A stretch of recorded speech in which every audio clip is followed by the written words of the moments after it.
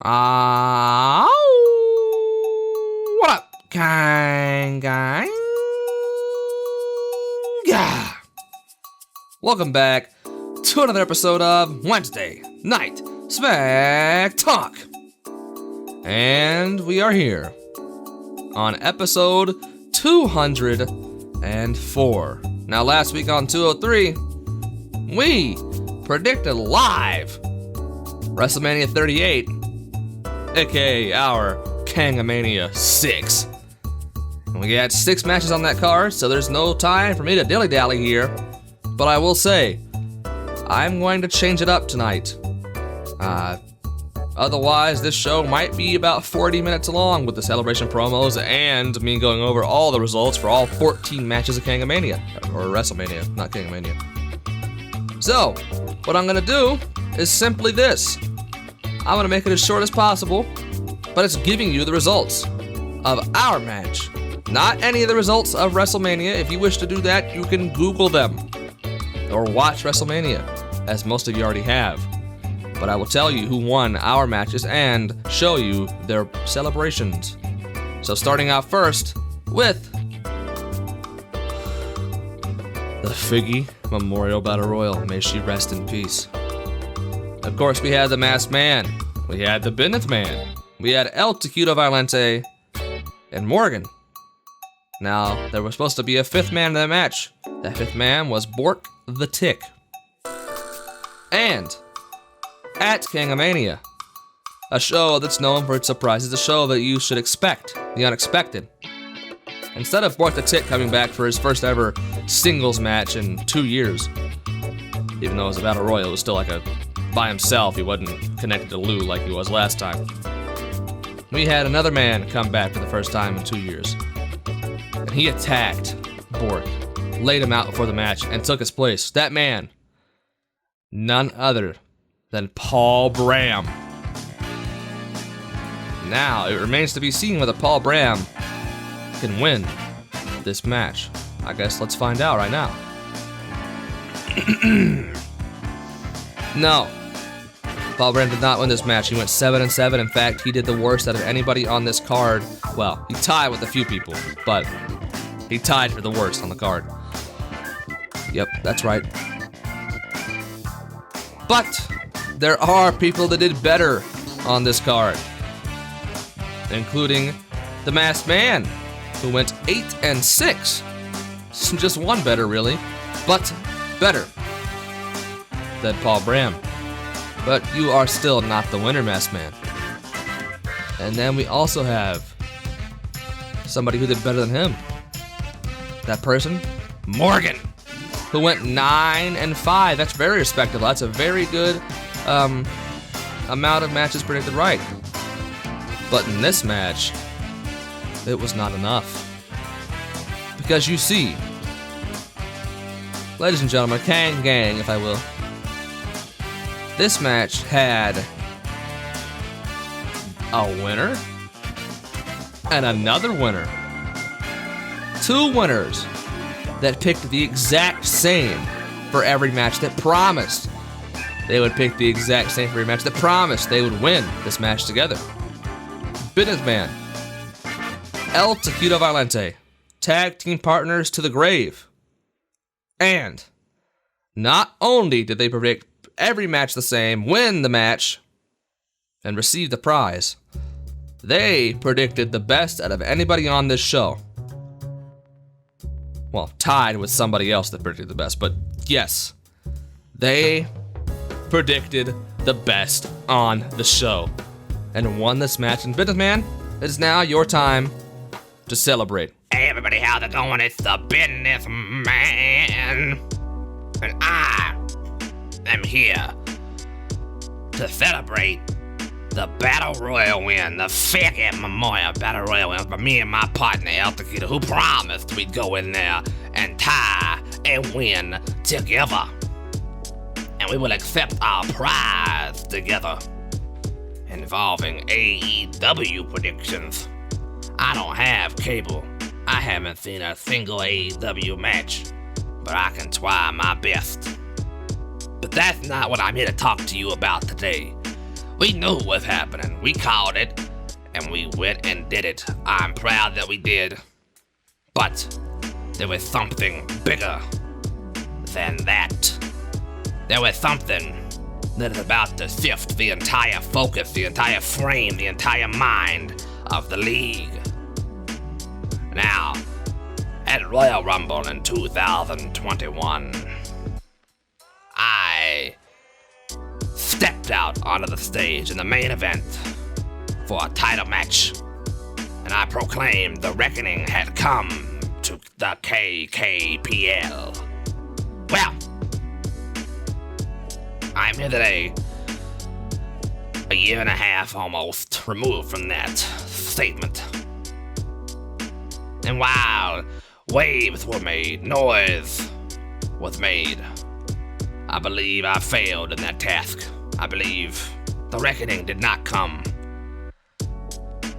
But, as I said, almost a year and a half later, I understand the reckoning was not what was needed. I understand now that the golden gods, them false gods I once proclaimed, they are not gods, but they are not evil either. You may hate them, I still don't like them, but I understand they are necessary. We need the commissioner. I understand what it's like to be drunk with power, and I would say they might not be the worst you can get. But the reckoning, as I said, is not needed anymore. But what is needed is a shift, a new culture. Ladies and gentlemen, I promised you an acquisition, a TBA. Well, I'm here to tell you that you're gonna have to wait a little longer. Cause you see, at Kangamania, I learned something about myself, about El Taquito, and about who I had in mind to be my acquisition. And you see, my ideas, my energy shifted to something else. You will find out very soon who my acquisition is. You will find out very soon what the plan is. But right now, you must wait. And I hope you are waiting with bated breath because, as I said, the energy is about to shift, and you don't want to miss it. I promise you. This promo may feel long-winded and full of false promises, but I promise you on everything that the businessman is worth, that the energy is about to shift. And every single promo that's gonna come after me tonight, in the end, will not matter. I promise you that. Okay, businessman. I thank you for proclaiming that the Golden Gods are a necessary evil, even though we're not really evil. But yeah, I guess the energy is about to shift. I don't really know what that's all about. It seems to me like you maybe just didn't have an acquisition, or maybe the acquisition turned you down? I don't know, but apparently we're gonna find out sometime in the next few weeks, or soon, he says. I figured soon would be at Kangamania or tonight, but I guess soon, at this rate, could be fucking SummerSlam. I don't know. But I do know one thing. Soon, we will move on from this match. And soon is right now, when we go to the Tag Team Championship match between Kang, Joe, the Golden Gods, I'm one of that tag duo, and Franco and Hunter Hogan, the Tag Team Champions, now the Golden Gods.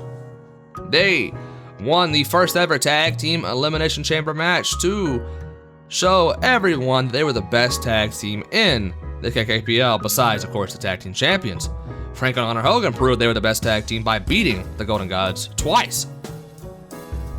But now, at Kangamania VI, somebody won, and it proved who the best tag team in the world is.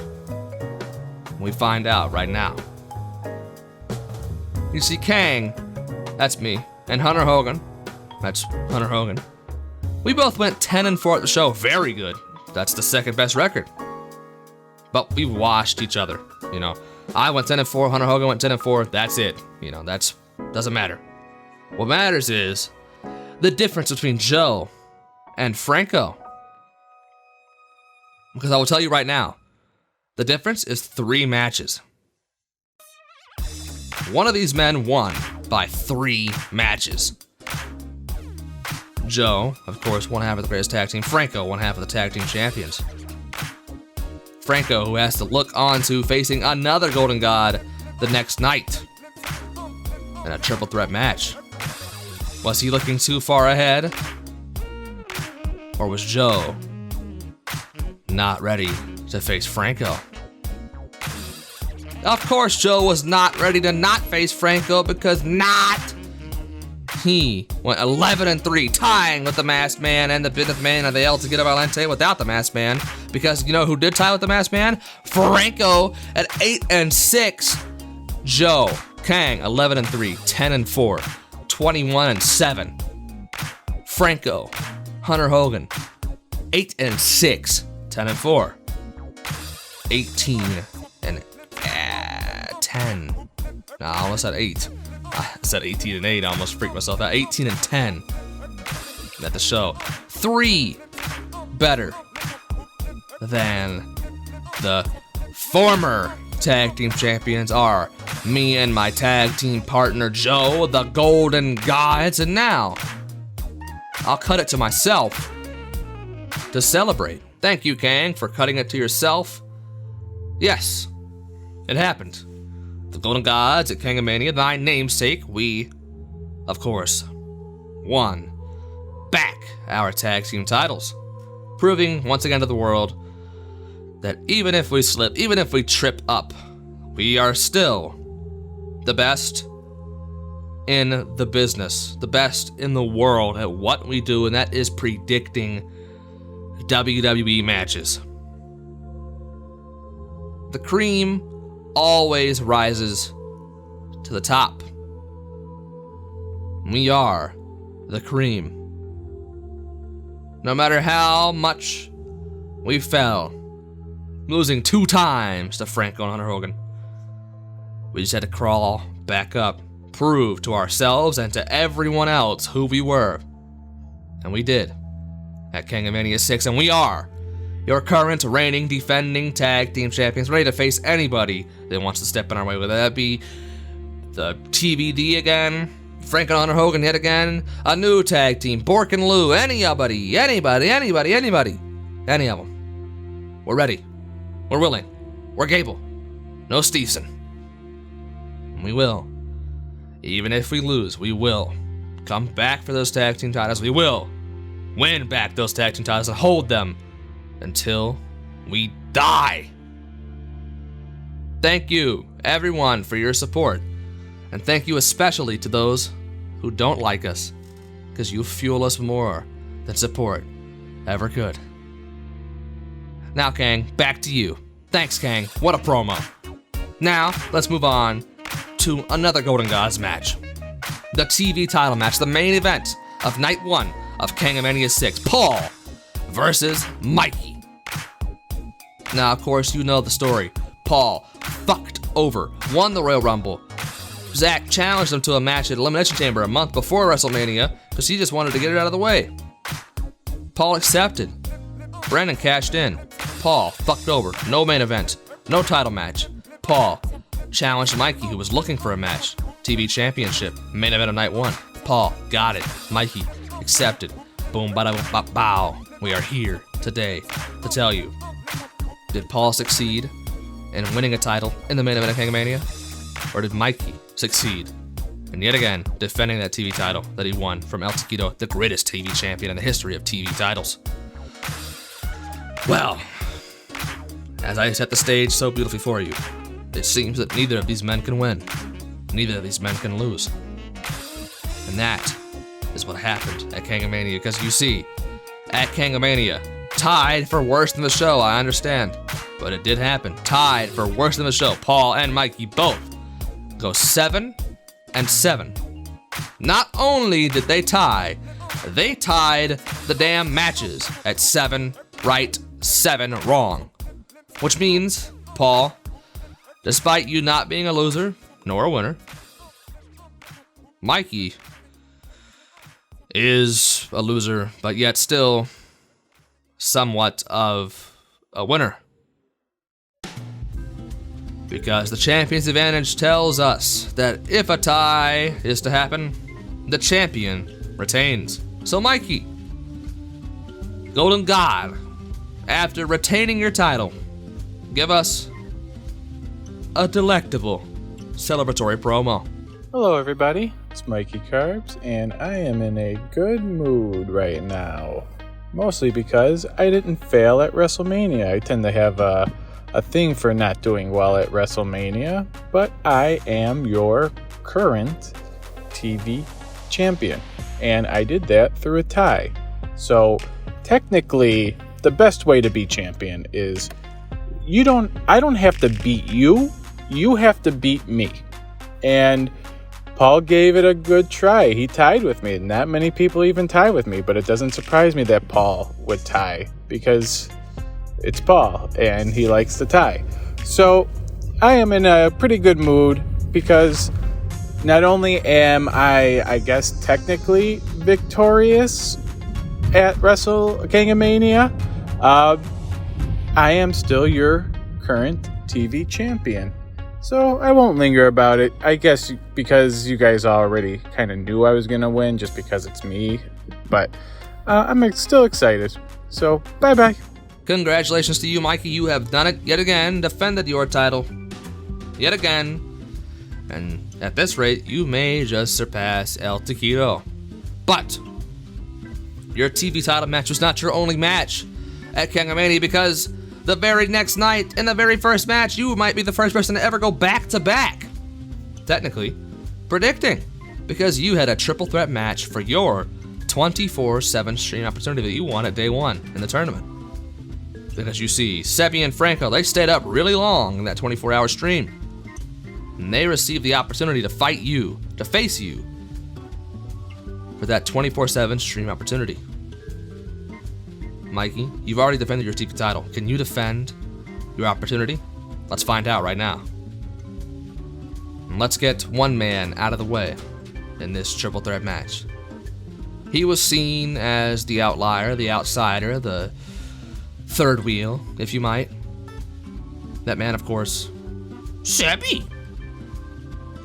it seemed that Franco was more interested on fighting Mikey than even winning that 24/7 stream opportunity, just getting that win in a triple threat match against him that he's been looking for the past 5 years. And Sebi, all he wanted was that power. He wanted to get into Mikey's head. Get into Mikey's head as I start crying. And get his focus off and win that match. Sebi seemed not able to get into Mikey's head because Sebi went 8-6. Respectable, but not enough. Franco and Mikey both did better. And Sebi, you are eliminated. But Franco and Mikey, who wins out of those two? Who wins? Does Franco get his big match win? Does Franco, after losing the tag team championship, after focusing too much on the triple threat, because he's been looking for this win against Mikey in a triple threat for 5 years, as I said, does he finally get his 5-year win? Or does Mikey yet again dash his hopes? Well, Franco went 9-5. That's one better than he did previous, the night before. But of course, you already know that Mikey did better as well than his 7-7 record. Did he do 9-5? Or did he advance to 10-4, 11-3? He did not. He also finished 9-5, which means Mikey, yes, Mikey is still your 24/7 stream opportunity despite tying 2 of his matches. He is the 24/7 stream opportunity champion, or the TV champion, because he tied and retained both of his matches. Mikey, yet again, I ask of you, give us another delectable celebratory promo. Oh hey, it's me again. Bet you didn't expect to see me twice. But you probably should have, because I had 2 matches, so that means you're going to get 2 victory promos from me because I am the best. Now, just like my first one, I won by the tie. Because, I held the briefcase, they challenged me, so technically it's champion's advantage and things like that. So, I guess really what I want to do is, I hold a lot of records in this league. First day one-ish champion, first Hall of Famer, most wins, a lot of things that I'm the best at. The one thing I don't have is most ties. So I figured, let me try to solve that, and I'm going to tie in both of my matches. And that's what I did. That's how you try to break records, by having the most tie, but yet still being able to retain both of your titles and Money in the Bank, whatever it's called, opportunity, and still being able to break records by the tie. Like I said before, I don't have to beat you, you have to beat me. And I feel bad for the person that has to try to beat me. That's right. Mikey advancing 2 wins from his night previous. Ties with Franco. One of the greatest performances we've ever seen. And tying, of course. Paul, I'm sure, despite you tying with Mikey, you might be proud of this moment. Mikey, you hold a lot of power in the KKPL. The Golden Gods won back the tag team titles. You are, of course, a member of the Golden Gods still. You have so much in this league. And very soon, the Golden Gods could be back on top, holding every single one of the titles. Congratulations to you. Now, our next match might be considered the match of the night.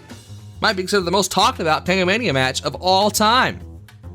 It was Lou versus a surprise opponent. Somebody that we did not know. The only thing we knew about him is that they were not in the KKPL before this match. And Lou came out there with his music and all, and then introduced his opponent. His opponent was YouTube legend, Shoe Nice. And of course, Shoe Nice predicted half of the card and then died of some sort of food poisoning, probably. And Lou was left without an opponent. Lou thought he had an easy win after, of course, having only 7 matches predicted against him. But then out of nowhere, someone's music hit. And that someone was Kurt Angle. It's true. It's damn true. The Olympic hero, the Olympic gold medalist, the 19-time Hall of Famer, the multiple-time world champion, the WWE, specifically Hall of Famer, the show that we are predicting. Kurt Angle predicted with Shoe Nice against Lou. Who won? The YouTuber and the wrestler? Or Lou? Well, you see, Lou, at this show, known for his Lou Zing, went 7-7, tying the show. He didn't have a losing record, but he did tie, of course.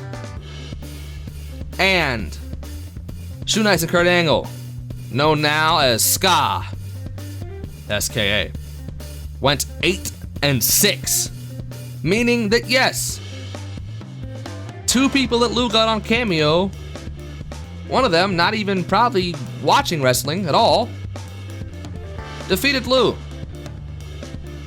So, yeah. And Lou is here today because he couldn't get in contact with Shoe Nice and Kurt Angle, Scott. Not to celebrate, of course, but to commiserate.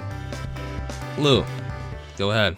Hello, everybody. It is me, once again, following another, almost predictable at this point, loss at another pay-per-view.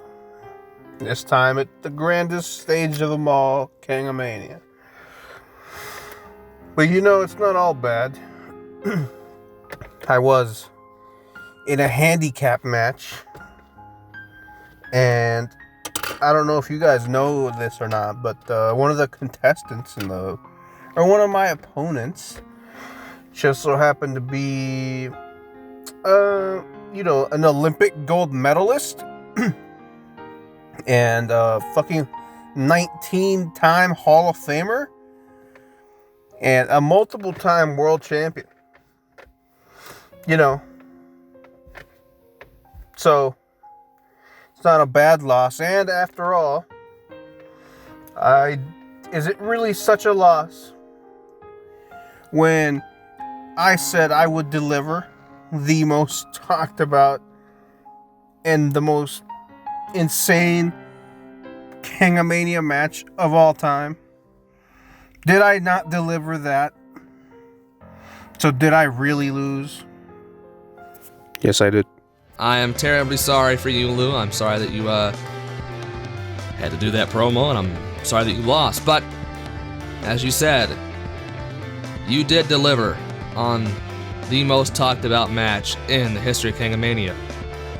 And that makes you a winner in everybody's hearts. Despite you losing on paper, that paper looks like Homer Simpson. You won. You won, Lou. And don't let anybody tell you different, even yourself.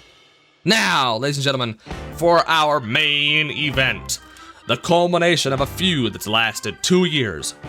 From best friends and tag team partners to bitter rivals, to rivals who now have a mutual respect for each other. Zach, your challenger, faces Brandon, your KKPL champion. Who will win?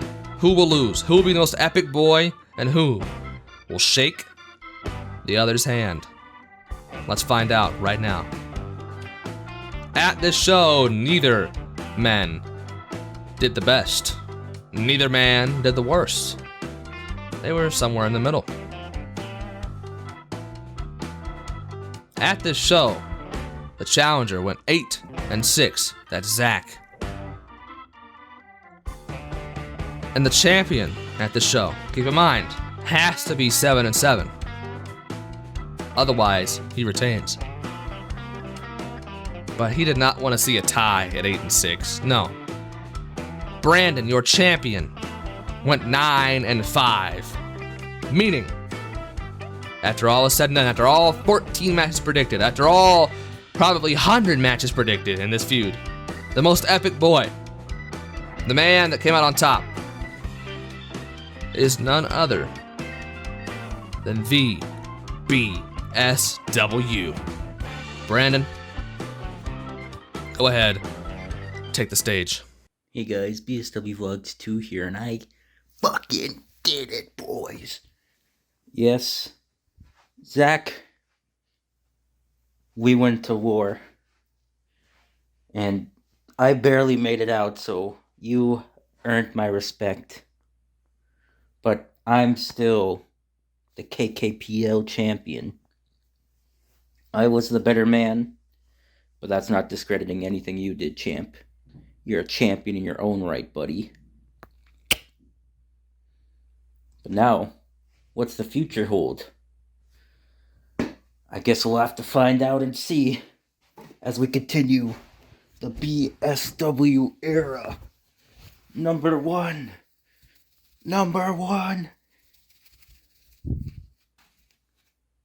I'd like to thank all my supporters and Shoe Nice and Kurt Angle, my close friends, for being on the KKPL after I pulled out a few strings. And, yeah. I'm throwing it up. I did it. What's next? Find out next week, maybe. I don't know. Congratulations to you, Brandon. You did it. You are the KKPL champion still. Zach, you are no longer in the run for the title, but you are one of the best we have in this league still, and I look forward to see what you do in the future after this feud, after this rivalry. I do as well for you, Brandon. Maybe we will find out next week what happens, what the plan is. As for now, that was the results of Kangamania. That was your winners being very, very happy that they won, culminating a year of the KKPL. This is like our season finale. And next week, the new season begins. It's a new day. Yes, it is. Thank you for watching, liking, commenting, subscribing, and turning on notifications. And thank you for every Indian watching my videos. I'm getting like 200 views a video now all of a sudden. I don't know what the fuck's going on, but thank you. I saw I was Indian in my demographics. I wasn't just fucking like being racist or anything, or like stereotypical Indians like wrestling. I looked at my demographics and there was a lot of Indian viewers. So thank you for everybody from India watching if you are here at this point in the video. Thank you. Fear is epic. Okay. I'll see you next week for 205. You don't want to miss it. THANKYOU. Thank you. Thank you. THANKYOU. Thank you, Kang.